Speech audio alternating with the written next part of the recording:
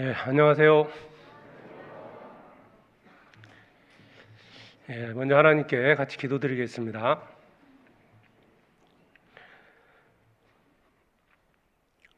거룩하고 자비로우신 아버지 하나님, 그 크신 은혜 참으로 감사드립니다. 형벌받아 마땅했던 저희들 주님의 사랑으로 구원해 주시고 천국의 소망을 주신 것을 감사합니다. 죄악 가운데 살아가다가 영원한 지옥에 갈 수밖에 없었던 저희들, 주님이 그 십자가의 보혈로 우리의 모든 죄를 씻어주셔서 값없이 하나님의 자녀 삼아주시고 천국의 소망을 주신 은혜에 감사합니다. 주님이 역사하시는 교회 가운데 또 불러주셔서 한 지체 삼아주시고 주님의 선한 역사를 위해서 살아가게 해주심도 진정으로 감사드립니다. 주님 앞에 서는 그날까지 주님이 역사하시는 교회 가운데 함께하며 사랑의 복음을 증거하고 또 하나님의 영광을 위해서 살아가게 해주시옵소서. 악한 세상 가운데서 저희들 거룩하게 구별해 주시고 주님의 말씀을 통해서 더욱더 하나님의 뜻을 발견하게 해주시고 하나님의 말씀에 순종하며 주님의 뜻을 이루게 해주시옵소서. 우리 마음속에 있는 여러 가지 악한 생각들이 있다면 또 말씀을 통해서 그것을 버리게 해주시고 주 성령님께서 앞서 행해 주셔서 마땅히 가야 할 그 길을 걸어가게 해주시옵소서. 세상은 날로 악해져 가고 있습니다. 어둠 속에 살아가는 자들에게 주님의 복음을 증거할 수 있도록 우리의 삶을 인도해 주시고 세상 헛된 것에 마음 빼앗기지 아니하고 오직 하늘에 신뢰한 것을 위해서 또 남은 때를 살아가게 해 주시옵소서. 복음을 위하여 살아가는 모든 성도들 손길에 은혜를 더해 주시고 그 발걸음에 또 함께 해주시기를 간절히 원합니다. 해외에서 선교 사역을 감당하는 선교사들 또 형제 자매들 어떤 경우에도 낭망치 않도록 힘주시고 또 말씀으로 위로해 주시고 또 주님의 능력의 손길로 붙잡아 주셔서 담대히 복음을 전하게 해 주시옵소서. 오늘 이 시간 또 주일 아침 저희들 말씀 앞에 나왔습니다. 마땅히 알아야 될 것들을 또 오늘의 말씀을 통해서 나타내 주시고 또 깨닫게 해주셔서 삶 가운데서 또 순종하고 하나님의 영광을 나타나게 해주시옵소서. 이 자리에 여러 가지 사정으로 인하여 함께하지 못한 주님의 귀한 자녀들 있는 그곳에서 하나님의 자녀로서의 합당한 모습 나타나게 해주시고 또 다음에 여건들을 허락해 주셔서 함께 말씀 앞에 나오게 해주시옵소서. 모든 것 주님께 감사드리며 우리를 사랑하시는 예수 그리스도의 이름으로 기도드립니다. 아멘. 성경 시편 3편을 찾겠습니다.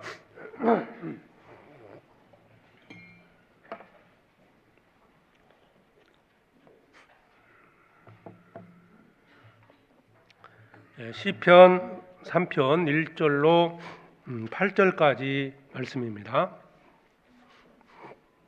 시편 3편 1절로 8절까지 말씀입니다. 한 절씩 교독하겠습니다. 여호와여 나의 대적이 어찌 그리 많은지요 일어나 나를 치는 자가 많소이다.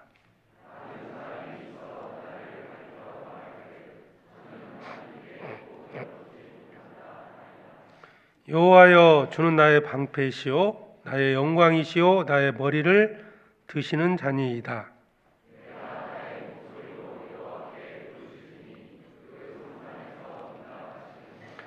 내가 누워 자고 깨었으니 여호와께서 나를 붙드심이로다.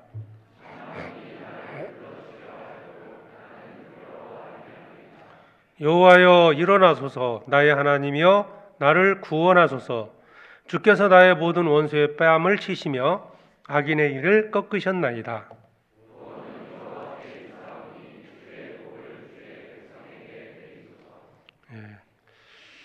이제 완연한 봄이 돼가지고 꽃이 많이 피었습니다. 꽃 구경 많이 하셨어요? 꽃이 지면 구경 못하니까요. 가족들끼리 구경도 하시고, 또 하나님이 이 아름다운 이 자연을 또 우리에게 허락하셨으니까요. 우리 보라고 만드신 거잖아요. 구원받은 사람들. 그러니까 기회 되시면 꽃 구경도 하시면 좋을 것 같습니다. 오늘 읽은 이 시편 3편은 이 다윗이 이 고난 중에 하나님께 기도하는 것을 기록한 말씀입니다. 읽었던 이제 7절에 보면 여호와여 일어나소서라는 말씀이 있습니다. 다윗이 그 주님의 도우심을 믿고 하나님께 이제 간절히 기도하는 모습인데요. 다윗이 이제 이 시편에 보면 그 많은 그 기도 내용이 나오지 않습니까? 그렇게 기도했던 것이 다윗에게는 정말 많은 고난이 있었던 겁니다. 그 1절에 보면 3장 1절입니다. 여호와여 나의 대적이 어찌 그리 많은지요 일어나 나를 치는 자가 많소이다. 여호와여 나의 대적이 어찌 그리 많은지요. 다윗에게는 정말 많은 대적들이 있었습니다. 다윗이 왕이 되기 전에는 이제 사울 왕이 다윗의 대적이 됐죠. 다윗을 죽이려고 사울 왕이 그토록 이제 쫓아다녔다고 볼 수 있고요. 왕이 된 후에는 그 주변 나라들이 이제 다윗의 대적이 된 겁니다. 하나님께서 그 아브라함에게 약속했던 그 땅을 이제 다시 이제 정복하기 위해서 많은 정복 전쟁이 있었는데요. 그 과정에서 이제 주변 나라들이 이 다윗을 이제 대적한 경우가 있었고요. 그러고 나서 이제 또 후에는요, 다윗이 범죄한 게 있습니다. 범죄함으로써 다윗의 그 아들 내지는 함께했던 그 신하들이 다윗을 대적해서 이 다윗을 이제 죽이려고 했는데요. 이런 많은 이제 고난을 겪게 되었습니다. 그런데 다윗은 이러한 고난 중에서도 낙심하지 아니하고 하나님을 의지하면서 하나님께 기도하고 그로 말미암아서 이제 그 어려움 속을 다 극복했던 사람입니다. 3장 그 3절에 보면 여호와여 주는 나의 방패시요 나의 영광이시요 나의 머리를 드시는 자니이다. 고난에서 먼저 머리를 들겠다는 뜻이잖아요.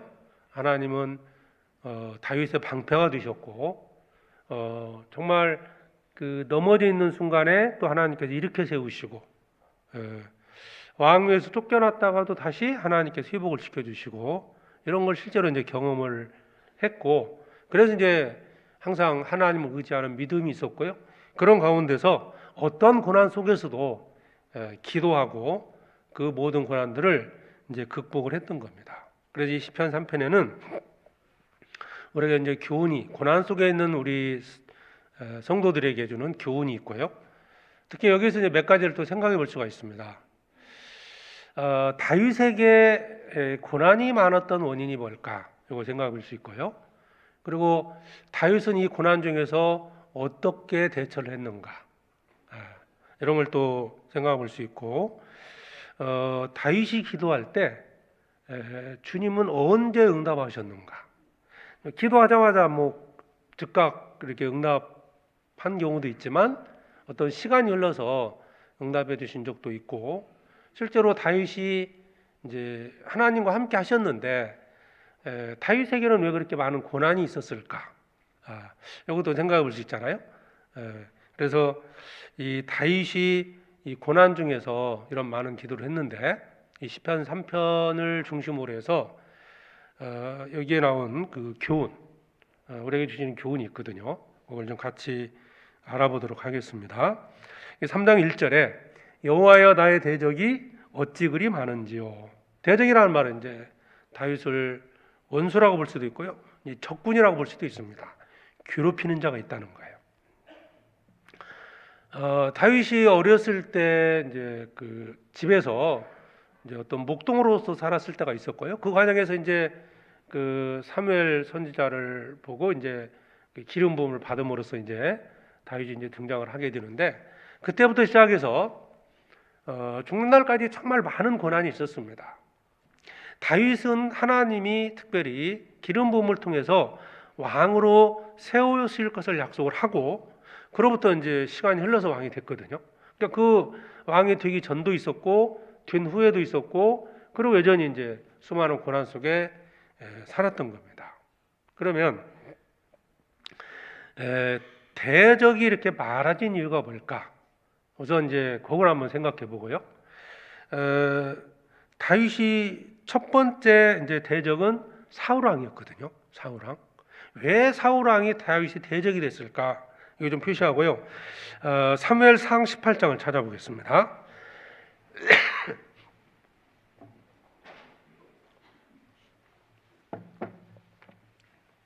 사무엘상 18장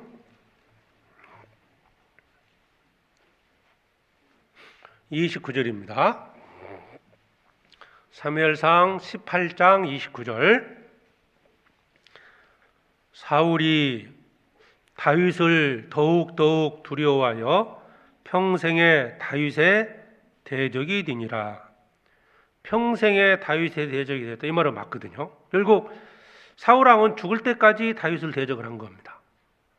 그 다윗의 대적자가 사울 왕이었는데, 그러면 왜 사울이 다윗의 대적이 됐을까? 28절 봅니다. 여호와께서 다윗과 함께 계심을 사울이 보고 알았고 사울의 딸 미갈도 그를 사랑하므로, 이유가 나오죠. 여호와께서 다윗과 함께 계심을 사울이 보고, 이제 사울 왕으로부터 이제 하나님이 떠났다는 것을 알고 그 하나님이 다윗과 함께임을 보고 다윗의 대적이 된 겁니다.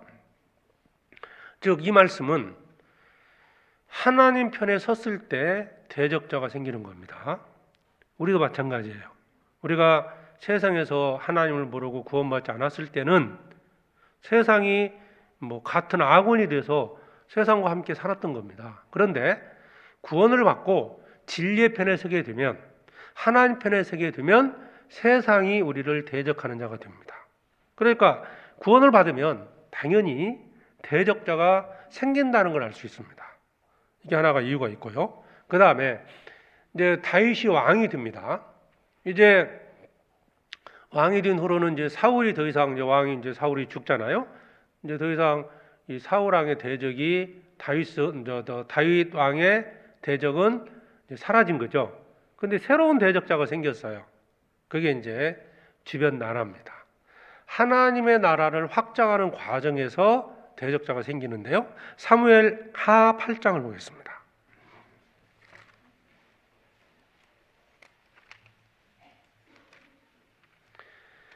사무엘 8장 1절입니다.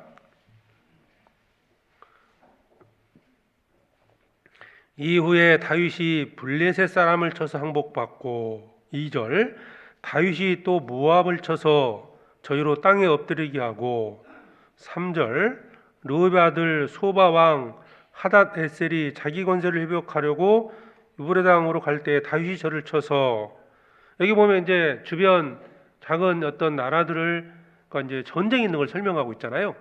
그러니까 주변 나라들이 이제 다윗의 대적이 된 거예요. 7장 1절을 보면, 사무엘하 7장입니다. 여호와께서 사방의 모든 대적을 파하사 왕으로 궁에 평안히 거하게 하신 때, 사방의 모든 대적은 주변 나라들을 가리킵니다. 다윗이 이제 이렇게 정복 전쟁을 했던 것은 창세기 15장 18절에 보면 하나님께서 아브라함에게 약속을 하셨습니다. 언약을 세운 게 뭐냐면, 내가 이 땅을 애굽 강에서부터 큰 강 유프레데까지 네 자손에게 주노니, 약속을 하신 거예요. 그러니까 그 이제 약속을 이루기 위해서 다윗은 정복 전쟁을 하고 있는 겁니다. 그러니까 이제 순순히 내주진 않잖아요. 이제 그들이 대적이 된 거예요. 자, 이것은 무엇을 이제 말하냐면, 우리도 이제 구원받고 하나님의 나라를 점점 이렇게 확장시켜 갈 때, 즉 전도할 때 대적자가 생길 수 있다는 걸 알 수 있습니다. 그리고 또 하나가, 이 다윗이 또 한 번의 대적자가 생긴 것은 다윗이 범죄했을 때입니다. 시편 3편을 보시죠.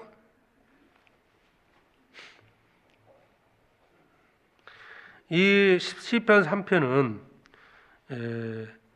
다윗이 그 아들 압살롬을 피할 때 지은 시라고 되어 있습니다. 그러면 압살롬은 이제 다윗의 아들인데 아들이 반역을 일으킨 거죠. 왕에서 이제 다윗이 쫓겨나는 겁니다. 그러면 이런 이유, 이런 그 어려움이 왜 생겼을까? 왜 압살롬이 다윗을 대적했는가? 이것은 다윗이 과거에 이 간음죄와 살인죄를 범한 그 범죄한 것에 대한 형벌입니다.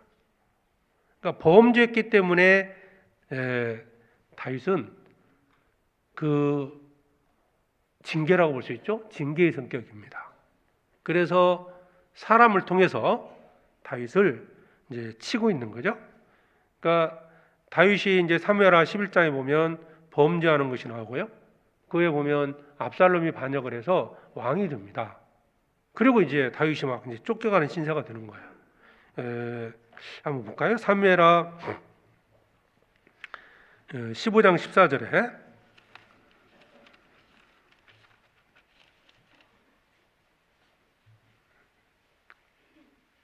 14절입니다.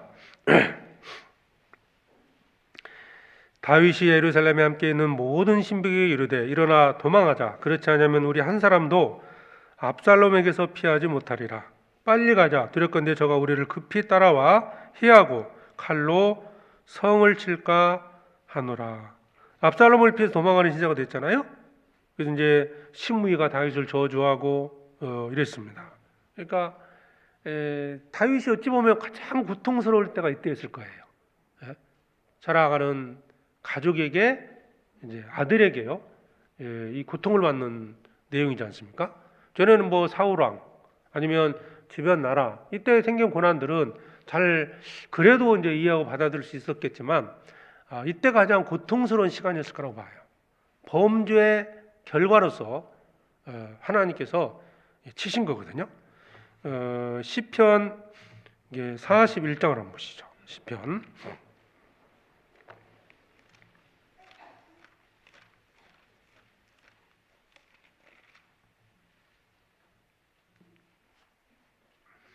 41편 9절에 나의 신뢰하는 바 내 떡을 먹던 나의 가까운 친구도 나를 대적하여 그 발꿈치를 들었나이다. 자, 신뢰했던 사람, 나의 가까운 친구도, 나의 아들도 나를 대적했다. 이 시편 3편은 그 압살롬을 피해서 도망치던 때에 기록한 시입니다. 그러니까 다윗이 얼마나 그 마음에서 이제 고통을 받았는지. 자, 그런데 오늘 좀 보려는 것은, 자, 다윗이 이러한 때 어떻게 했느냐 이거예요. 다윗이 고난이 왔을 때 그냥 낙심하고 낭망하고 쓰러졌느냐, 하나님 나라를 떠났다고 생각했느냐, 그렇지 않습니다. 시편 3편을 다시 보시죠. 자, 대적이 많아진 이유 이제 잠깐 살펴봤는데요. 하나님 편에 설 때 대적이 생깁니다. 또 한 가지는 하나님의 나라를 확장시킬 때다. 또 한 가지는 범죄했을 때입니다. 그런데 이때 다윗이 어떻게 했을까? 이제 압살롬에게 쫓겨 이제 도망가면서 시므이도 다윗을 저주했잖아요. 그런 상황에서 많은 비난을 받은 거죠. 2절 보겠습니다. 3장 2절에 많은 사람이 있어 나를 가리켜 말하기를 저는 하나님께 도움을 얻지 못한다 하나이다. 상황을 설명하는 거죠. 많은 사람들이 나를 가리켜 말하기를 저는 하나님께 도움을 받지 못한다라고 조롱을 했던 거죠.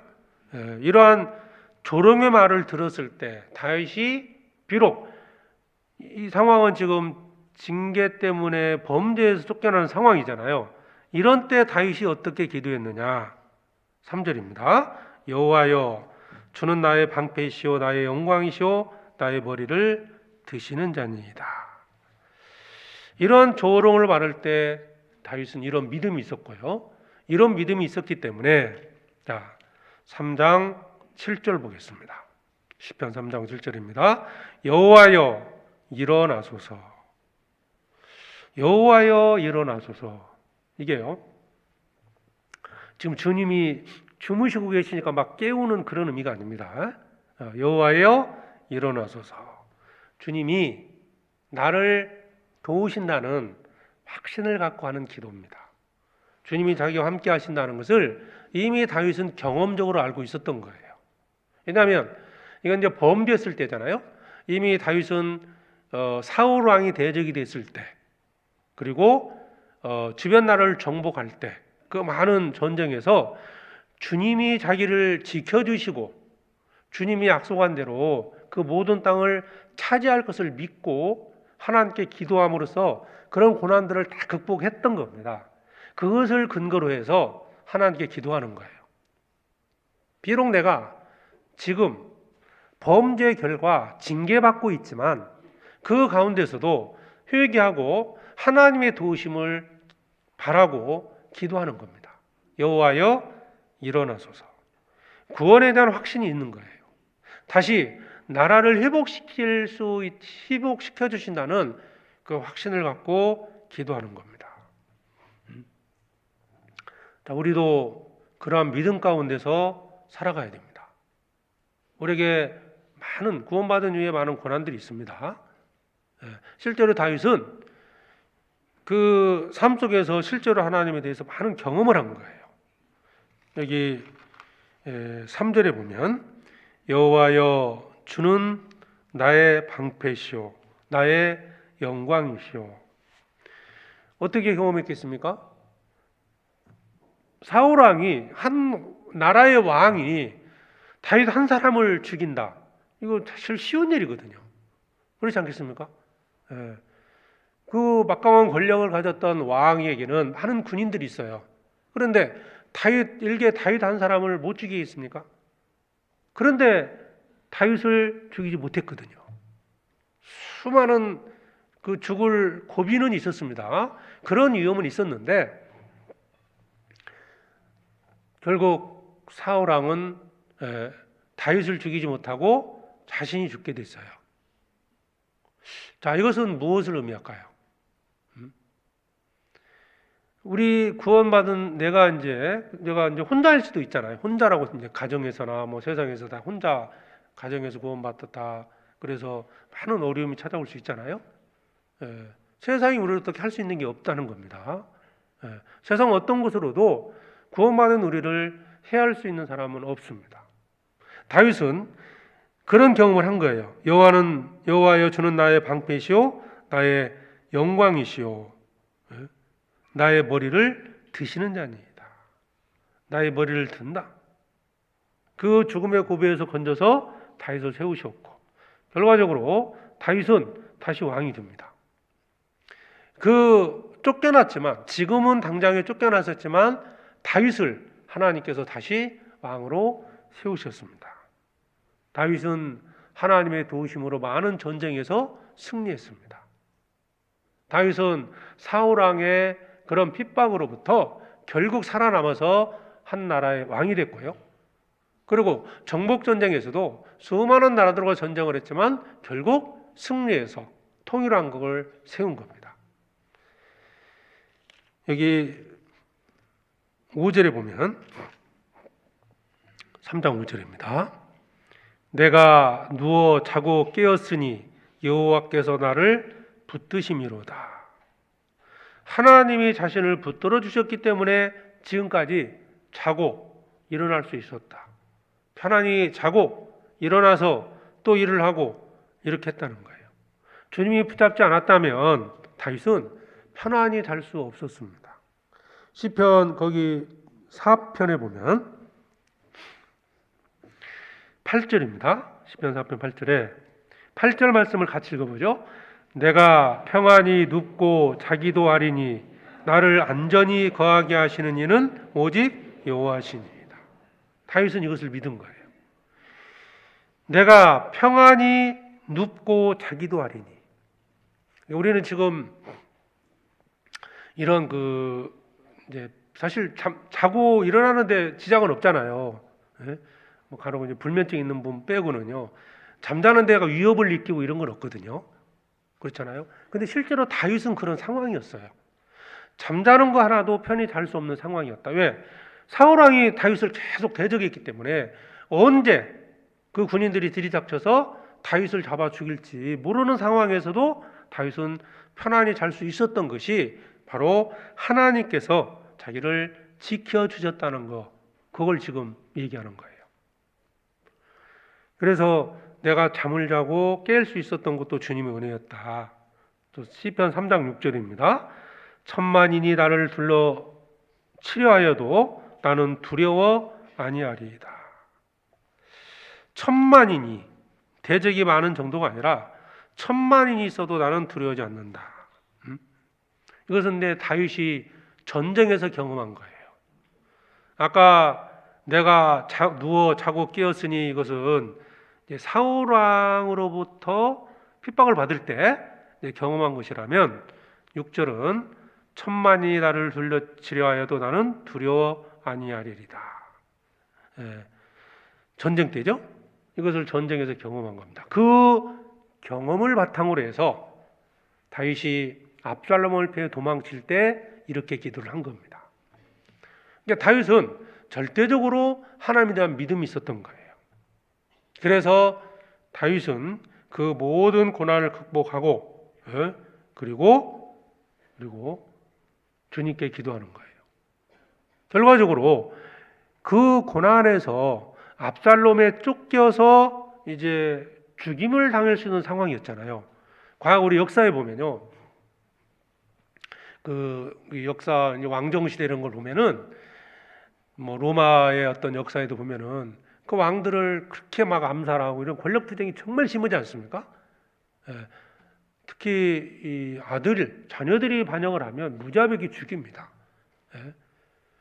근데 다윗은 그런 상황에서도 주님이 자기를 지켜내는 믿음이 있었던 거예요. 그래서 결국 7절 여호와여 일어나소서. 그러니까 1절 내용은 대적이 많아진 것에 대해서 것을 표현한 거고요. 그리고 이제 2절 내용은 사람들이 그것을 조롱했던 걸 얘기한 거고요. 이제 3절부터는 다윗이 경험했던 걸 이제 말하는 겁니다. 그리고 7절, 8절은 그 믿음을 바탕으로 해서 하나님께 기도하는 내용입니다. 자, 그러면 우리에게도 구원받은 우리에게도 대적이 실제로 많아집니다. 구원받으면 주변 사람들이 나의 대적이 됩니다. 구원을 받았다는 이유 하나 때문에, 내가 하나님 편에 섰다는 이유 하나 때문에 대적자가 많이 생기는 거예요. 아까 이제 다윗에게 대적이 많았던 이유가 하나님 편에 섰다. 즉 우리가 구원을 받으면, 우리가 진리의 편에 서게 되면, 하나님 편에 서게 되면 세상이 나를 대적합니다. 그리고 또 내가 복음을 전하게 될 때 또 대적자가 생기는 거예요. 다윗도 정복 전쟁을 하면서 계속 주변 나라들이 대적하는 나라가 됐거든요. 전도하는 과정에서 우리에게 고난이 생긴다는 거죠. 복음을 전할 때. 또 하나, 내가 말씀에 불순종하고 범죄했을 때입니다. 뭐 이것은 이제 본인 자신만이 아는 내용일 수 있어요. 나의 대적이 어찌 그리 많은지요. 하나님은 우리를 징계하실 때 때로는 사람을 통해서 징계하십니다. 우리 재물을 빼앗아가는 것도 있지만 사람을 통해서 징계하셔요. 우리는 생각을 해야 됩니다. 내가 내 아이에게 대적이 많아지는 이유가 뭘까? 우선 이건 좀 이따 다시 말씀을 드리기로 하고, 구원받으면 세상이 나를 대적한다는 거, 이건 당연시 여겨야 됩니다. 그게 어찌 보면 구원받다는 증거라고 볼 수 있어요. 여전히 내가 세상과 함께 살아갈 수 있다? 친구들과 여전히 함께 할 수 있다? 자, 성경 찾아보겠습니다. 요한복음 15장입니다.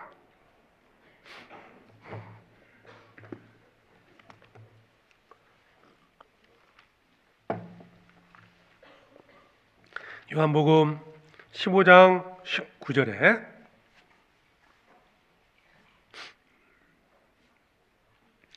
요한복음 15장 19절 같이 읽겠습니다. 너희가 세상에 속하였으면 세상이 자기의 것을 사랑할 터이나 너희는 세상에 속한 자가 아니요 도리어 세상에서 나의 택함을 입은 자인 고로 세상이 너희를 미워하느니라. 자, 누가 우리를 미워한다고요? 세상입니다. 세상이 너희를 미워하느니라. 예수님 제자들에게 하신 말씀이잖아요. 구원을 받으면 세상이 우리를 미워합니다. 이건 당연한 거예요. 우리는 이 세상에 속해 있다가 구원받음으로써 하나님께 속한 자가 된 겁니다. 아담 안에 속해 있다가 예수 그리스도에게 속한 자가 된 겁니다. 내가 어디에 속해 있느냐에 따라 내 운명이 달라지는 거거든요.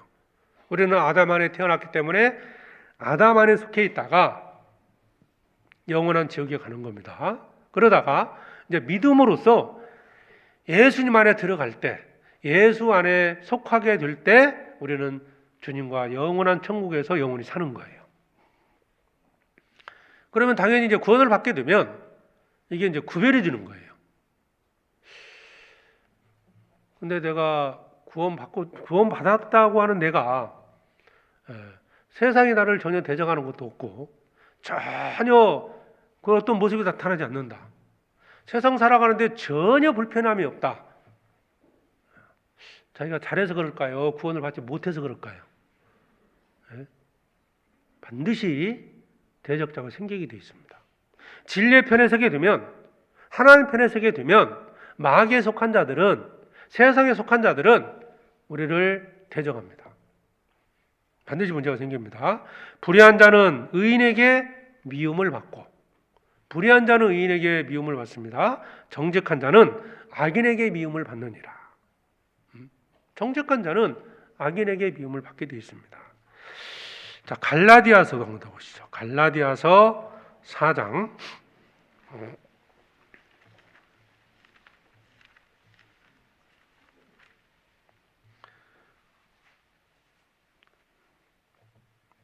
28절입니다.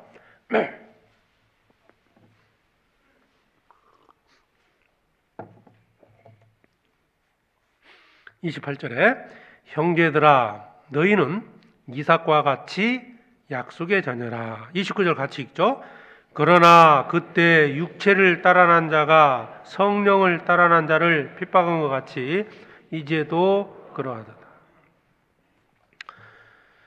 자, 아브라함의 아들 이삭과 이스마엘이 있습니다. 육체를 따라난 이스마엘이 이삭을 이제 핍박을 한 겁니다.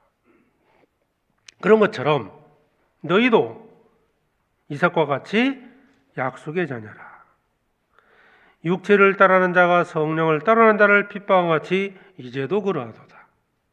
그러니까 구원을 받으면 우리에게는 핍박하는 자가 생기고 대적하는 자가 생긴다. 이것을 이상한 일로 여기서는 안 된다는 겁니다. 당연한 거다. 왜 구원받고 내게 이런 어려움이 많이 생길까? 이유는 구원받았기 때문입니다. 만사형통한 게 아니에요. 형제들아 세상이 너희를 미워하거든 이상히 여기지 말라. 요한일서 3장에 형제들아 세상이 너희를 미워하거든 이거 이상하게 생각하지 마라. 왜? 너희는 세상에 속한 자가 아니기 때문에 당연히 세상이 너희를 미워한다 말씀합니다. 그래서 준비를 해야 돼요. 이제 구원을 받으면 당연히 구원받으면 세상이 우리를 대적한다는 것을 알고 마음의 준비를 하셔야 돼요. 그리고 그것이 또 내가 이제 구원받은 증거라고 볼 수 있는 겁니다. 왜 그럴까요? 그 대적들은 하나님을 알지 못하기 때문에, 때로는 죄를 심상히 생각하기 때문에, 죄 짓는 것을 당연히 생각하기 때문에, 관행적으로 이루어지는 일들도 구원을 받으면요, 우리 이제 지금은 이런 게 많이 없어졌지만 예전에 그것 때문에 이제 막 고민했던 형제님들도 계시거든요. 이제 어떤 공무원이 됐든 어떤 이권이 있는 이런 그 일을 하는 분들 입장에서는 과거에는 이 봉투를 가지고 많이 이제 급행료라고 그랬죠. 급행료. 그냥 가면 완행이고요. 봉투 주면 급행이 되는데 이게 이제 관행이었죠. 관행. 아무렇지 않게 했는데 구원받고 나니까 이게 좀 마음에 문제가 된 거예요. 그래서 이제 그런 걸 안 받으니까 이제 동료들이나 사람들이 막 이제 비난을 하는 거예요. 너만 깨끗하냐, 너만 잘났냐, 이러면서요. 내가 막 이게 직장을 더 다녀야 될지 그만둬야 할지 너무 고민하고 막 이랬던 상담했던 기억도 나는데요. 그러니까 세상 사람들은 그냥 그 관행이라고 생각해서 죄 짓는 것을 심상히 생각했던 거죠. 이제 그런 거, 이제 구별된 삶, 이제 거룩하게 이제 구별되는 이런 삶 속에서 자꾸 이런 것들이 이제 세상으로부터 핍박을 받고 비난을 받고 그러다 보니까 이제 왕따가 되는 거예요, 완전히. 예? 밥도 같이 안 먹으러 가고요, 불리지도 않고, 그러니까 막 이제 힘든 거죠. 이거 작은 예지만 우리가 선을 쫓아 살아가기 때문에 대적자가 생깁니다. 하지만 사실 그것은 우리를 연단시키는 하나의 도구가 되기도 합니다. 다윗이 사울에게 잘못한 게 없어요. 그렇죠? 그 나라를 위해서, 사울 왕을 위해서 정말 전쟁 때 전쟁도 하고 정말 살았단 말이에요. 근데 사울 왕은 다윗을 미워했습니다. 그러면 구원받은 이후에 생겨나는 이 고난이라는 것은 우리를 단련시키는 과정이라고 볼 수 있어요. 다윗은 철저하게 훈련이 된 겁니다. 사울 왕을 통해서 훈련이 된 거예요. 하나님을 대적하는 자들을 통해서 우리는 그 고난을 통해서 우리의 믿음을 단련시킵니다. 왜? 더 큰 일을 위해서. 다윗은 왕이 되기 전에 많은 단련을 받았어요. 무엇 때문에? 이제 왕이 돼서 하나님이 아브라함에게 약속했던 그 땅, 그 가나안 땅을 다시 정복하기 위해서, 정복 전쟁을 위해서 하나님은 다윗을 단련시킨 겁니다. 우리도 구원받고 나면 내가 구별된 삶을 살게 될수록 더욱 많은 고난들이 오면서 우리를 단련시킵니다. 세상이 나를 단련시키는 도구가 되는 거죠. 하나님은 그 세상이라는, 아니면 나를 핍박하는 자들을 하나의 단련 도구로 사용해서 우리 각자의 믿음을 단련시키고 우리의 믿음을 성장시키고 단단하게 만들어가는 거예요. 그러니까 오히려 그 핍박이 나를 성장시키는, 나를 더 거룩하게 만들어는 하나의 도구이기 때문에 그것을 이상하게 생각할 필요도 없고, 핍박이 있을 때 나를 훈련시키는 도구인가 보다 생각하고 받아들이는 게 맞습니다. 그래서 이런 다윗은 그런 사울 왕의 핍박 속에서요 철저하게 훈련이 됐어요. 그리고 왕이 됐습니다. 그 다음에 이제 하나님 나라를 이제 정작 확장시켜가는 게 뭐예요? 전도지 않습니까? 그러니까 우리는 구원받은 이후에 그런 연단을 통해서 믿음이 성장하고, 그리고 나서 이제 복음을 전합니다. 복음을 전하는 과정에서 또 핍박이 있잖아요. 사도행전 4장을 보겠습니다.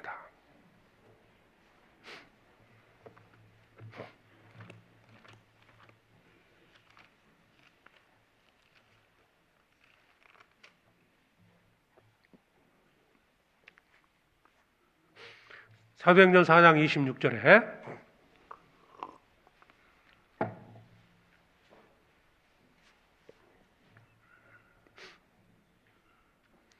세상의 군왕들이 나서며 관원들이 함께 모여 주와 그리스도를 대적하도다 하신 이로소이다. 이게 이제 사도들이 이제 복음을 전하면서 말씀을 이제 인용해서 이렇게 시편 2편에 있는 내용을 인용해서 이제 설명하고 있는 건데요. 이 사도행전이 4장이지 않습니까? 이제 초대 교회 시대 때 복음이 전해지면서 많은 대적자가 생기기 시작합니다.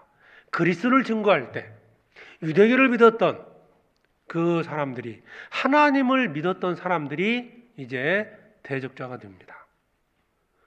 사실 구원받고 우리의 믿음을 연단시키는 과정은 그냥 믿지 않는 세상 사람이라고 볼 수 있어요. 근데 전도하는 과정에서 대적하는 사람은 누굽니까? 오히려 하나님을 믿는 자들입니다. 우리 그런 많은 경험을 하잖아요.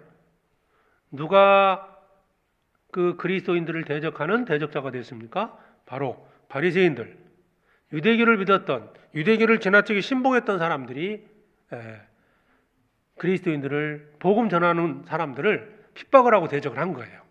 이때는 사도 바울도 구원받기 전이었죠. 그도 대적자로서 그리스도인들을, 제자들을 핍박을 했던 겁니다. 이걸 통해서 우리가 알 수 있는 것은, 자, 우리도 구원받고 전도하는 과정에서 나의 대적자들이 생겨난다. 입을 다물면, 전도하지 않으면 대적자는 없을 겁니다. 그냥 세상이 나를 핍박하는 정도가 있겠죠? 근데 실제로 이제 입을 열어 전도하기 시작하면 특히 믿는 자들, 가족들이 나의 대적자가 됩니다. 이것을 두려워하지 말라는 거예요. 어떤 경우에도 다윗이 경험했던 것처럼 하나님이 지켜주신다는 거예요. 결국 다윗은 통일왕국을 이룬 겁니다. 하나님은 결국 하나님이 생각하시는 만큼의 사람들, 이방인의 충만한 수가 차기까지 하나님은 일을 하실 겁니다. 결국 우리는 승리한 전쟁을 하는 거예요. 그래서 하나님 나라를 전파할 때 이 복음을 대적하는 자들이 생긴다는 거, 이 대적자의 배후에는 누가 있어요? 사탄이 있습니다. 그래서 전도할 때 많은 그 대적이 생긴다는 것을 우리가 생각해 볼 수 있어요. 또 한 가지가 범죄입니다. 사울 왕이 죄를 범했기 때문에 하나님께서 사람 막대기를 통해서 이제 징계를 하시는 거예요. 사무엘하 7장을 한번 다시 보겠습니다.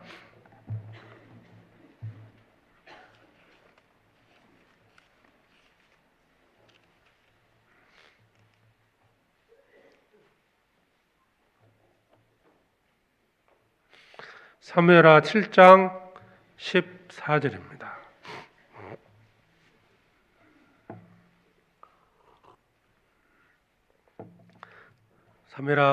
사무엘하 7장 14절 같이 읽겠습니다. 나는 그 아비가 되고 그 내 아들이 저가 만일 죄를 범하면 내가 사람 막대기와 인생 채찍으로 징계하려니와. 저가 만일 죄를 범죄하면 내가 사람 막대기와 인생 채찍으로 징계하려니와. 사람 막대기, 인생 채찍으로 징계합니다. 사울 왕이 다윗을 핍박했을 때, 아니면 주변 나라가 대적이 됐을 때보다도 다윗이 가장 고통스러웠을 때는 바로 자녀들이 압살롬의 반역이라고 봅니다. 얼마나 고통스럽겠어요. 친구들도, 내지는 함께 자신을 도왔던 그 어떤 신하들도 이제 다윗을 대적하고 압살롬 편에 섰다. 얼마나 그렇겠습니까? 자, 그런데 이 고통이 왜 왔을까? 시편 3편은 바로 압살롬이 반역했을 때 도망하다 기도한 내용이기 때문에 가장 다윗이 고통스러운 때가 이제 그때였다고 볼 수 있습니다. 우리가 하나님 앞에 구원받고 범죄했을 때 생각해 보세요. 사실 내가 범죄했을 때 멀리 있는 사람들이 나를 핍박하고 대적하는 게 아닙니다. 어찌 보면 가장 사랑하는 가족들에게 핍박을 받을 수도 있어요. 사람 막대기로 하나님께서 우리를 때리시는 거예요. 때로는 교회 안에 함께하고 있는 형제 자매들로부터 그런 핍박을 받을 수도 있습니다. 여러 가지 모습으로 하나님은 우리를 징계하신다는 거예요. 죄가 있으면 매를 맞습니다. 자, 이런 일이 있을 때 나는 돌아봐야 돼요. 내가 혹시 하나님 앞에 범죄한 일이 있는지. 그냥 핍박하는 사람만 바라보면서 미워할 게 아니고 판단할 게 아니고 왜 내게 이런 일이 생길까? 왜 내게 이런 고통을 지금 내가 받고 있을까? 이것을 생각해 보라는 거예요. 혹시 내가 하나님 앞에 불순종한 것이 있는지, 내가 범죄한 것이 있는지 있다면 돌이켜야 됩니다. 회개해야 돼요. 그 나를 핍박하는, 나를 대적하는 그 가족이든 교회 안에 형제 자매든지 간에 그렇다고 해서 뭐 그렇게 핍박하는 사람을 옹호하는 게 아닙니다. 개인적으로 겪는 일일 수 있거든요, 이게. 뭐 교제 가운데서 아니면 봉사하면서 여러 가지 이제 상황에서 그런 일들이 만들 수가 있거든요. 그걸 뭐 우리 제3자가 어떻게 알고 따져보겠습니까, 이걸? 누가 맞고 누가 그런지 어떻게 구별하기 어려운 문제들이 있어요. 자, 그런데 그런 내가 어려움을 겪고 있다면 돌아봐야 됩니다.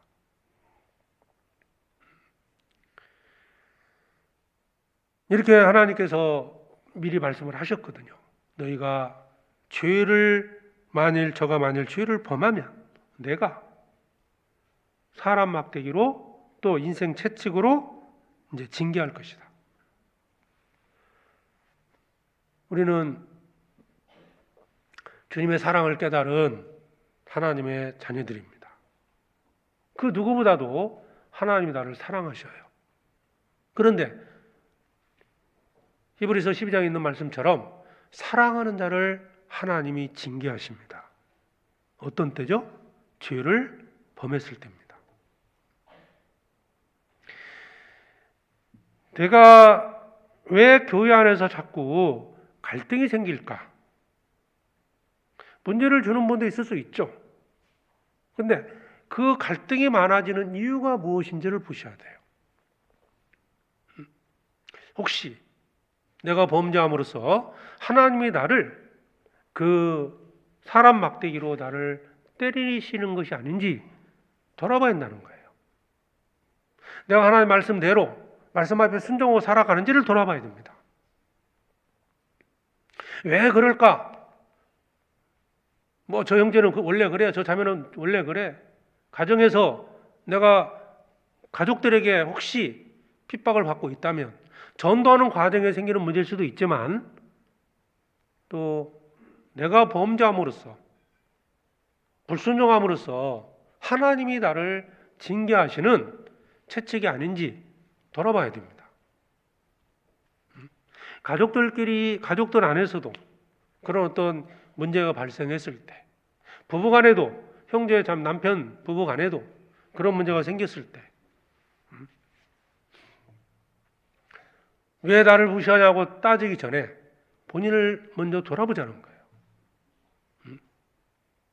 왜 자매가 순종하지 않을까라고 그것만 생각하지 마시고 내가 하나님 앞에 혹시 범죄한 것이 있는지를 먼저 돌아봐야 됩니다. 우리에게 일어난 일들은 우연히 생기는 일은 없어요. 그래서 죄가 있을 때 고난이 있습니다. 죄가 있을 때 징계, 그런 대적이 많이 생길 수 있습니다. 그리스도인들이 범죄하면 대적이 많아집니다.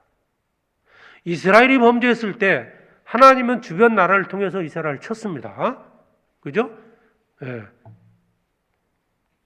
이스라엘이 예수 그리스도를 십자가에 못 박아 죽였을 때 하나님이 그들을 2000년 동안 전 세계에 흩으셨습니다. 과거에 70년 동안 포로로 잡혀가게 하셨고, 정말 하나님의 선민이었지만 그들이 범죄할 때마다 하나님은 주변 나라를 통해서 치신 거예요. 구원받은 우리도 마찬가지입니다. 범죄했을 때. 그리고 그 징계의 채찍이 있다는 거. 우리에게도 다윗의 경우처럼 동일하다는 거죠. 구원받음으로써, 전도함으로써, 내지는 범죄했을 때 나의 대적자가 생겨납니다. 그런데 다윗은 어떤 상황에서도 하나님에 대한 믿음이 있었습니다. 어떤 경우에도 낙심하지 않고요, 하나님께 기도한 거예요. 그게 시편 3편 내용이죠. 다시 보겠습니다. 시편 3편 7절입니다.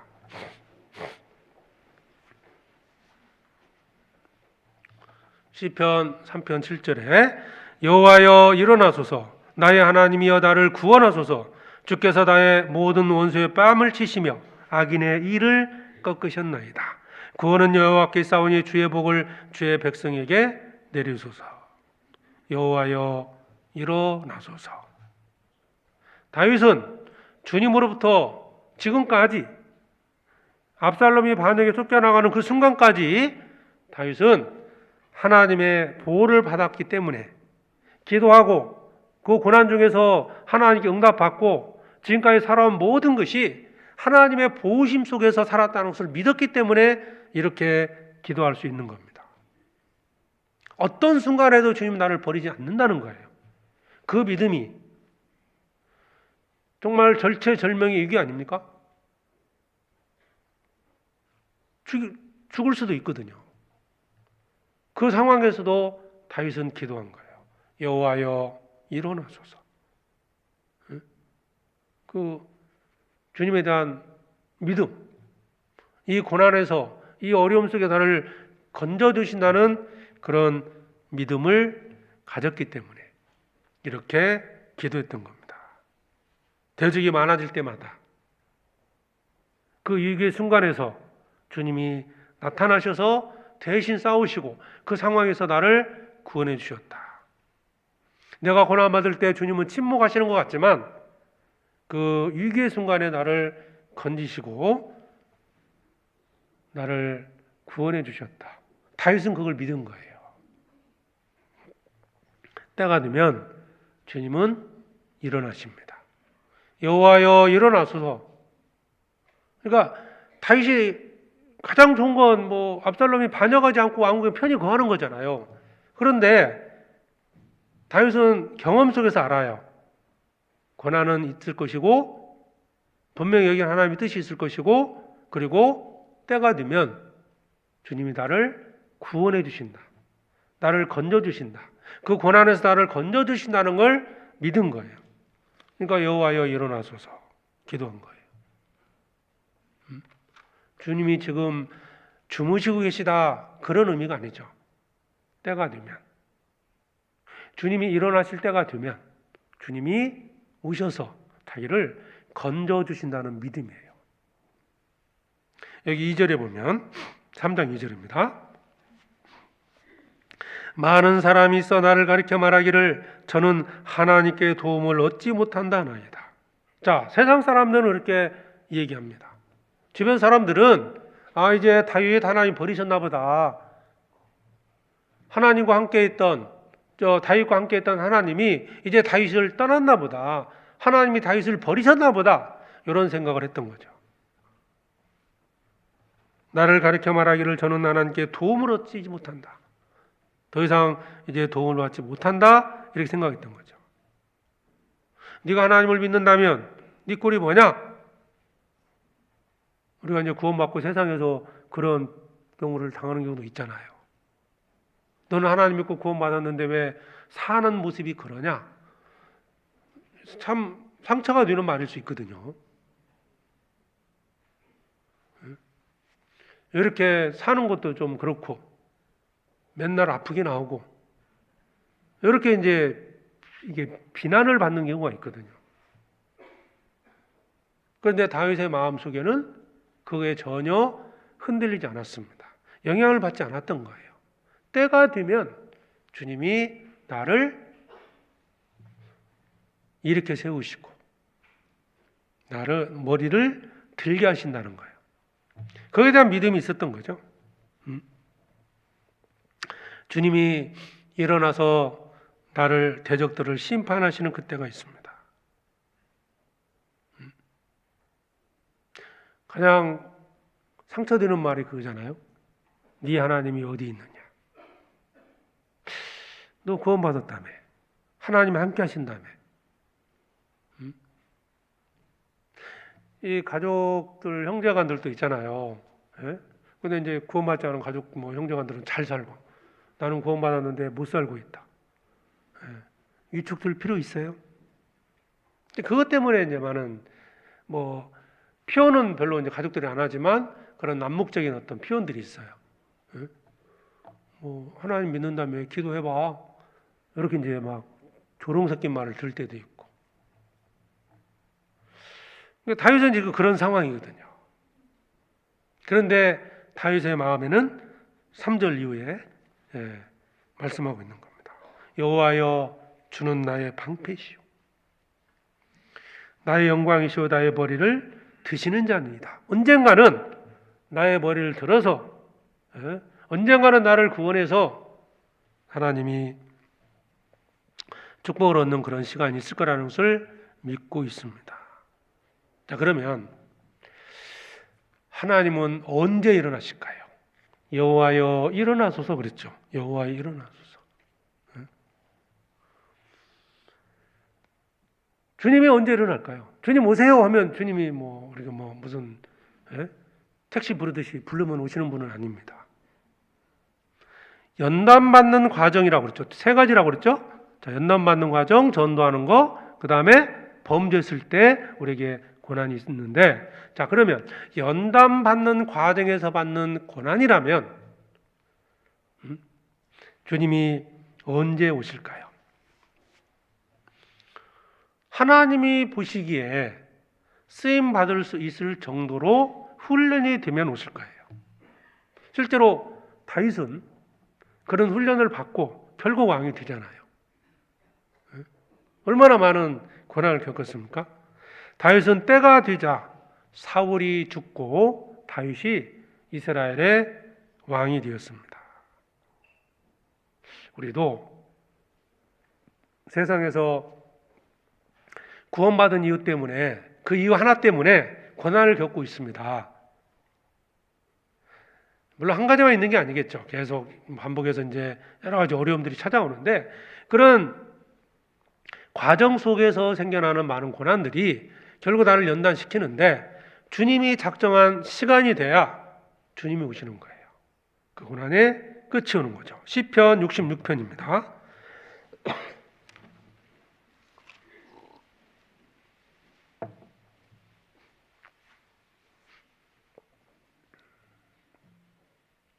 시편 66장 10절입니다.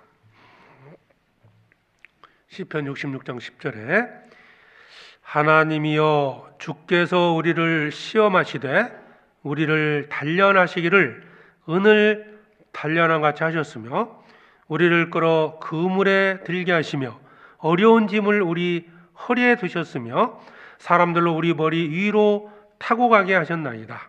우리가 불과 물을 통행하였더니 주께서 우리를 끌어내사 풍부한 곳에 들이셨나이다. 우리를 시험하셨다. 은을 단련한 같이 은의 불순물을 이게 없애고 순은을 만들기 위해서는 이 도가니 속에 집어넣잖아요. 얼마나 뜨겁습니까? 결국 그 과정 속에서 정제된 은이 나옵니다. 또 하나님이 우리를 끌어 그물에 들게 하시며 우리를 끌어 그물에 들어가게 한 거예요. 내가 실수로 들어간 게 아닙니다. 하나님이 끌어서 거기에 들어가게 하셨다. 또 어려운 짐을 우리 허리에 두셨다. 하나님이 하신 거죠? 예. 결국 이런 모든 과정들이 우리를 연단시키는 겁니다. 하나님이 보시기에 이제 됐다. 은도 그렇잖아요. 그 도가니 속에 넣고 을 이제 정제를 할 때 바로 들어가지만 꺼내는 건 아니지 않습니까? 거기에 불순물이 다 제거되고, 자, 그 장인이 다 됐다, 됐구나 할 때 끄집어내지 않겠습니까? 우리도 마찬가지입니다. 이 고난이라는 게 다 똑같을 수는 없어요. 다 다릅니다. 그런데 우리는 그 고난 중에서 믿음을 갖고 기도하셔야 됩니다. 다윗이 기도했던 것처럼 하나님은 나의 방패시다. 하나님은 나의 도움이시고 하나님은 나를 머리를 들게 하시는 분이고 여호와여 일어나소서. 주님이 나를 결코 버린 게 아니기 때문에 그 믿음을 갖고 기도해야 됩니다. 그러면 때가 되면 하나님이 정하신 때가 됐을 때, 때는 내가 정하는 게 아니잖아요. 때가 되면 주님이 건져주십니다. 어떤 스포츠 같은 경우도 감독이 있고 이제 그 선수 훈련시키지 않겠습니까? 선수가 감독님 저 이제 다 됐어요. 저 시켜주세요. 이렇게 말할 수는 없잖아요. 감독이 보고 결국 훈련 게임에 나갈 수 있는 선수들 선발하지 않습니까? 우리 이제 축구 같은 것도 보면은 거기 이제 선발 거기에 몇 명인지는 모르지만 어떤 20몇 명의 어떤 선수들이 있고 거기에 게임에 나가는 선수는 11명이잖아요. 교체도 하고 하지만 그런데 그 20몇 명의 선수에 들기까지 얼마나 많은 사람들이 있었겠습니까? 거기서 국가대표를 선발하는 거잖아요. 근데 얼마나 많은 사람이 훈련을 합니까?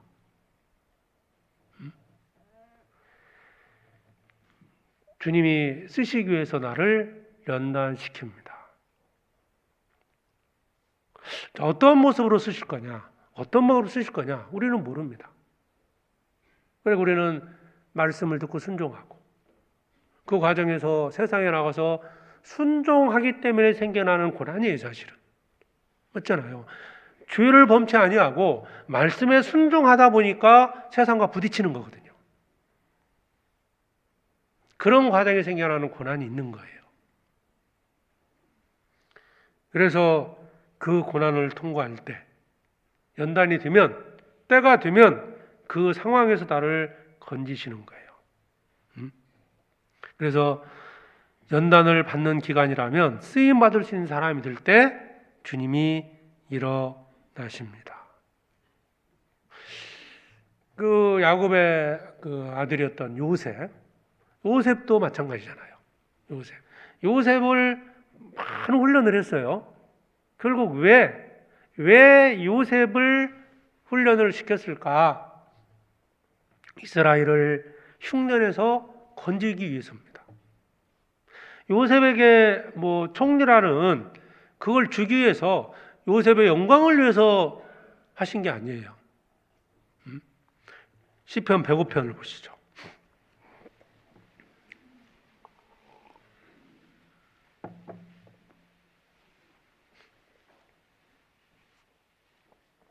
시편 105편 17절입니다.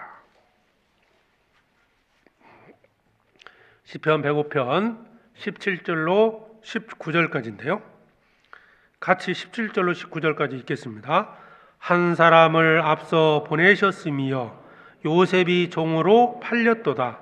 그 발이 착고에 상하며 그 몸이 쇠사슬에 매었으니 곧 여호와의 말씀이 응할 때까지라. 그 말씀이 저를 단련하였도다. 요셉이 종으로 팔렸습니다. 자, 엄청난 이 고통이죠. 요셉에게는. 한 가정에서 편안히 잘 살다가 갑자기 종으로 팔렸어요. 그리고 죽을 고비를 넘기고 결국 애굽의 총리가 됐습니다. 이걸 그 발이 착고에 상하며 그 몸이 쇠사슬에 매었으니 감옥에까지 갇혔죠. 여호와의 말씀이 응할 때까지라 그 말씀이 저를 단련하였도다. 요셉은 믿음을 버리지 않고 기다렸습니다. 단련이 됐어요. 하나님이 보시기에 이제 때가 됐다. 그런 때 요셉을 꺼내서 총리로 만드신 거예요. 자, 우리도 마찬가지입니다. 내가 교회 안에서 주님이 필요로 하는 일꾼이 되기까지 나를 연단하고 시험하실 겁니다. 그렇다고 해서 일꾼이 됐다고 해서 더 이상의 시험이 없다는 게 아니에요. 계속적으로 있는 겁니다. 그런 시험, 그런 고난을 두려워하지 마시고 또 그 고난 중에서 기도하라는 거죠. 여호와여 일어나소서. 언젠가 때가 되면, 주님이 작정한 때가 되면 주님은 일어나셔서 찾아주셔서 나의 머리를 들게 하시고 주님 앞에 쓰임받는 자가 될 겁니다. 교회 일꾼이나 전도를 위하여 대적자가 생겨납니다. 자, 그리고 또 한 가지가 우리가 전도하는 과정에서 고난이 생겨납니다. 그러니까 연단을 위한 고난이라면 연단이 될 때까지 고난이 있는 거고요. 전도하는 과정에 생겨나는 핍박이라면 그 사람이 구원받아야 끝이 납니다. 고난이 사라지는 게 아니에요. 다윗은 정복 전쟁이 끝났을 때 평안해진 거예요. 아까 사무엘하 7장에 보면 모든 대적을 파하고 왕으로 궁에 평안히 거하게 할 때 주님이 그렇게 하신 거잖아요.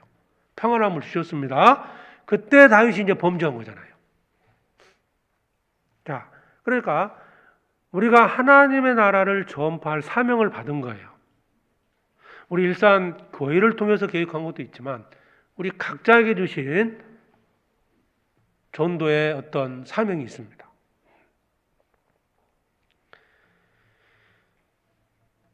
내가 만일 전도하는 과정에서 핍박을 받고 있다면 그 핍박이 언제 끝날까요? 그 사람이 구원을 받아야 끝나는 거예요. 피한다고 되는 게 아닙니다. 그러니까 우리는 하나님이 내게 주신 사명이기 때문에 그것을 낙심하지 말고 끝까지 전도의 사명을 감당해야 됩니다. 골로새서 1장 24절에 보면 그리스도의 남은 고난을 내 육체에 채운다는 말씀 있잖아요. 복음이 전해지는 과정에 생겨나는 고난이 있습니다. 언제? 내가 기도하는, 나를 핍박하는 그분이 언제 구원받느냐? 언제 받을까요? 모릅니다. 네. 맞잖아요. 언제 받는지 모르잖아요, 우리가. 그런데 언젠가는 구원을 받게 될 겁니다. 그때 핍박이 끝나는 거잖아요. 다윗이 주변 나라를 다 정복하니까 평안함이 왔거든요. 그 전까지는 주변 나라가 언제 또 이렇게 대적할지 모르거든요. 그래서 복음을 전하는 과정에 생겨나는 고난은 결국 그 사람이 다 구원을 받아야 평안함이 찾아옵니다. 때가 되면 열매를 얻게 됩니다. 우리는 참아야 돼요. 인내해야 됩니다. 그리고 한 가지는 주님이 나와 함께 하신다는 것. 그 믿음을 결코 버려서는 안 됩니다. 자, 그리고 또 한 가지가 죄로 인해서 받는 대적이 생겼다면 회개하고, 그렇죠? 정말 회개하고 죄를 버려야 그게 사라집니다. 내게 반복적으로 어떤 일들이 일어나고 있다. 이게 내가 나를 연단시키는 거냐? 전도하는 과정에 생겨나는 어떤 어려움이냐? 내가 죄를 범했기 때문에 하나님이 사람을 들어 나를 치시는 거냐? 구별하기 어려울 수 있습니다. 그러나 정말 기도해보면 구별할 수 있을 겁니다. 특히 이 교회 안에서 뭔가 반복적으로 내가 어려움이 생겨나고 있다. 도덕적인 죄가 아니더라도 내가 형제 자매를 진정으로 사랑하지 못하고 어떤 판단하고 정죄하는 마음이 있으면 끊임없이 자기에는 그런 갈등이 오고요. 괴로움이 있을 겁니다. 약속하셨거든요. 평강을 주님이 우리에게 약속하신 겁니다. 그런데 교회 안에서 내가 나 괴로워 죽겠어요 이런 말이 이게 맞겠습니까? 성도들과 교제하는데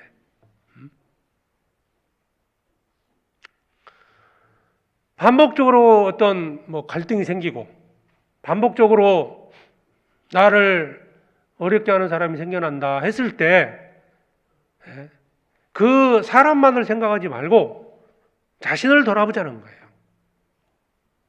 앞서 다윗은 이제 그 모든 고난을 이겨내고 결국 하나님을 의지했었지만 평안히 거할 그때 범죄했습니다. 간음죄와 살인죄를 범했습니다. 결국 다윗은 사랑하는 아들에게 쫓기는 시자가 됐어요. 다윗은 이미 알고 있었죠. 선지자를 통해서 생명을 받았고 이제 분명히 그에 대한 벌이 있을 것을 경고를 했거든요.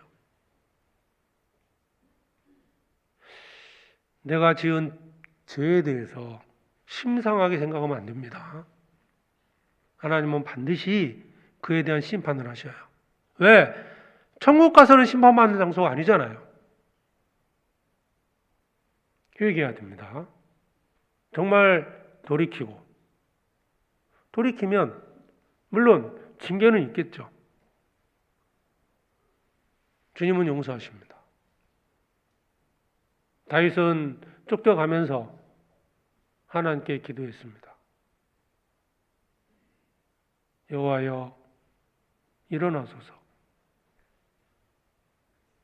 주님이 다윗을 다시 회복시켜 주셨습니다.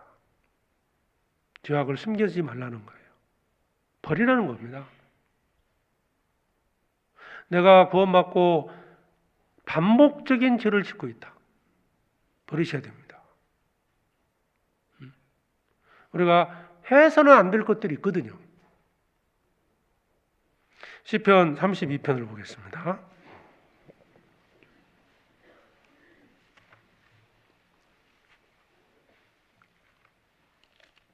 시편 32편 5절입니다.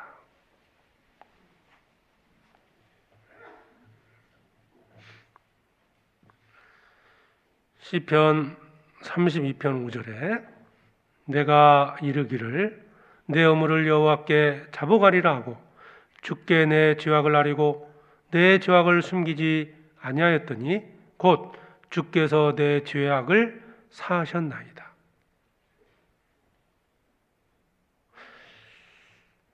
사람이 육신이 있기 때문에 죄를 범할 수 있지 이렇게 합리화시키지 말라는 거예요. 죄는 죄입니다. 그 죄를 버려야 한다는 거예요. 완벽해질 수는 없다 하더라도 우리가 작년보다는 올해, 지난달보다는 이번 달, 어제보다는 오늘 더 거룩한 모습으로 살아야 되지 않겠습니까?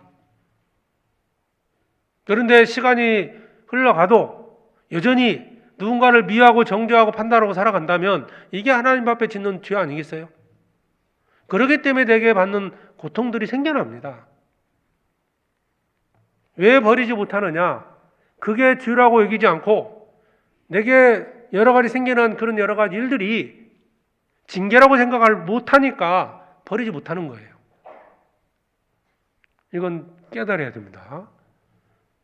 스스로 돌아봐야 돼요. 내게 생기는 많은 어려움들이 있어요. 물론 그게 다 범죄했기 때문에 생기는 징계다라고 말할 수는 없어요. 그러나 자신을 생각해 볼 수 있는 거예요. 이게 원인이 뭔지를.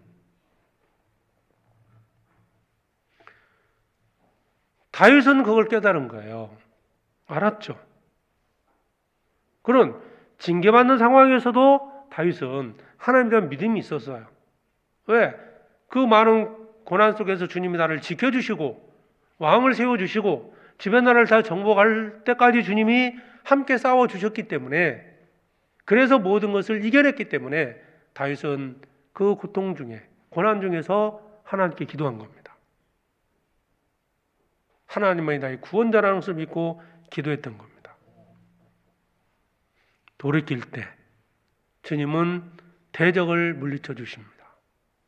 사사시대를 보면 그렇잖아요. 범죄했습니다. 주변 나라를 통해서 대적자가 생겼죠? 대적하는 나라가 와서 이스라엘을 쳤습니다. 이스라엘 백성들이 돌이켰어요. 돌이키니까 다시 하나님께서는 그들의 죄를 사하시고 대적을 물리쳐 주신 거예요. 이게 반복이 됐잖아요. 우리 신앙생활 중에도 죄를, 그렇죠, 뭐 실수가 됐든 고의가 됐든 범할 수 있어요. 돌이키고 점점 죄를 버리는 생활. 근데 그 죄를 사랑하는 건 아닌데요. 절대 버리지 못하는 것들도 있는 것 같아요. 그게 안 깨져요.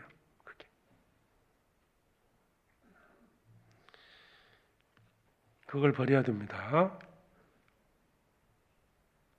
그래서 범죄함으로써 생기는 징계라면 죄를 버릴 때 대적자가 사라지는 거예요. 죄를 가지고 있다면 계속 하나님은 사람 막대기, 인생 채찍으로 나를 치실 겁니다. 평강이 깨지는 거예요. 괴로운 거예요. 즐거움이 사라집니다. 신앙생활이. 그래서 교회 안에서 성도들끼리 서로 정말 사랑하고 서로 즐겁게 교제하며 살아가지 않겠습니까? 작은 문제 하나 때문에 막 미워하고 하면요, 미워하는 거 죄잖아요. 그죠? 미워하고 판단하는 거 죄입니다, 하나님 앞에. 그러니까 하나님은 또 다른 사람을 통해서 또 미운 짓 하는 사람이 생겨난다니까. 그러니까 또 미워지고, 이게 반복적으로 죄를 짓는 거예요. 주님이 우리를 사랑하신 같이, 주님이 우리 죄를 용서하신 같이 사랑하고 용서하면, 비록 어떤 문제가 있더라도 내가 그렇게 살아가면 기쁨 속에 살아가지 않겠습니까? 자, 그래서 다시 시편을 보시죠. 3편.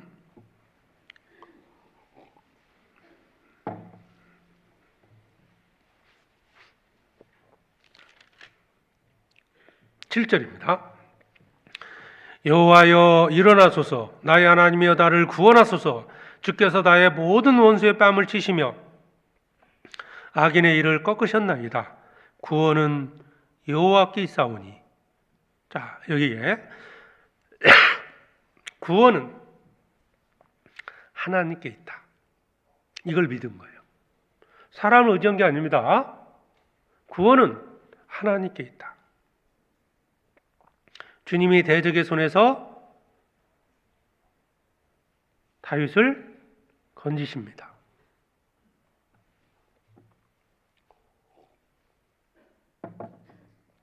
그러니까 다윗이 가지고 있었던 믿음, 정말 마음 바탕에 가지고 있었던 그 믿음이 뭐예요?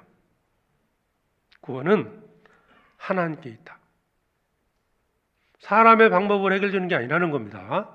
오직 하나님께 있다는 것을 믿은 거예요. 사울에게 쫓겨다니면서 이 다윗을 지켜줄 수 있는 게 누구냐? 사울의 딸이었던 다윗의 아내였죠. 미갈이 지켜줍니까? 야, 너네 당신 아버지한테 얘기 잘해서 나 좀 살려달라고 해. 그것이 방법이 되지 못했습니다. 어느 누구도 친구였던 정말 요나단도 결국은 지켜주지는 못했거든요. 뭔가 옆에 조금 도와줄 수는 있었지만, 그러니까 우리가 볼 때 사람의 방식으로 사람이 나를 지켜주고 도와줄 것 같지만, 그러나 다윗은 오직 구원은 하나님께 있다. 이걸 믿은 거예요. 구원은 여호와께 있사오니 구원은 여호와께 있다. 주님은 주님께 피하는 자를 건져주십니다. 하나님을 의지하는 자를 건져주십니다.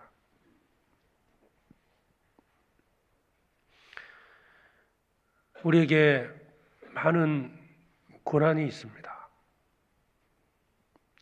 그 고난이 원인이 어떤 것이든 간에 우리가 마음속에 가져야 할 가장 중요한 것은 구원은 하나님께 있다. 그 하나님께 구원을 바라고 하나님께 기도하고 하나님께 의지해야 됩니다. 내가 사람의 방식으로 사람과 뭔가 어떻게 해서 되길 문제는 아니라는 거예요. 그건 잠깐 뭔가 효과가 있는 것처럼 보일지 모르지만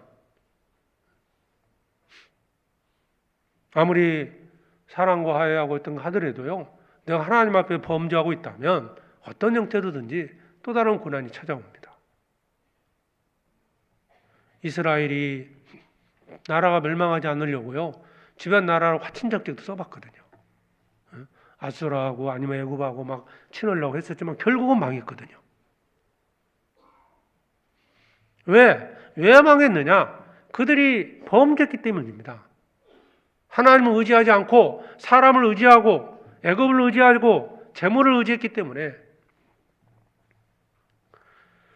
그래서 그들이 결국 망했습니다. 우리는 하나님만 의지해야 됩니다. 시편 146편에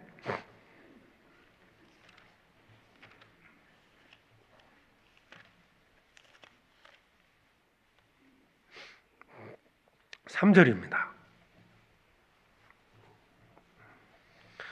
시편 146편 3절에 방백들을 의지하지 말며 도울 힘이 없는 인생도 의지하지 말지니. 도울 힘이 없는 인생을 의지하지 마라. 자, 그럼 뭘 의지하는 거냐? 5절 같이 읽겠습니다. 야곱의 하나님으로 자기 도우심을 삼으며 여호와 자기 하나님에게 그 소망을 두는 자는 복이 있도다. 야곱의 하나님으로 자기 도움을 삼으며, 구원은 여호와께 있습니다. 어떤 고난에서도 우리는 하나님을 의지해야 됩니다. 핍박하는 사람이 있을 때 그 사람들하고 그냥 뭔가 화친했다고 해서 끝나는 문제가 아니에요. 내가 세상에서 당하는 고난 그냥 피하고 싶어서 그들과 뭔가 타협했다고 해서 끝나는 문제가 아닙니다. 이 고난은. 우리는 구원받은 이유 때문에 고난을 받고 있기 때문에 그렇습니다. 그래서 하나님을 의지한다는 거고요. 다시 시편 3장을 보겠습니다.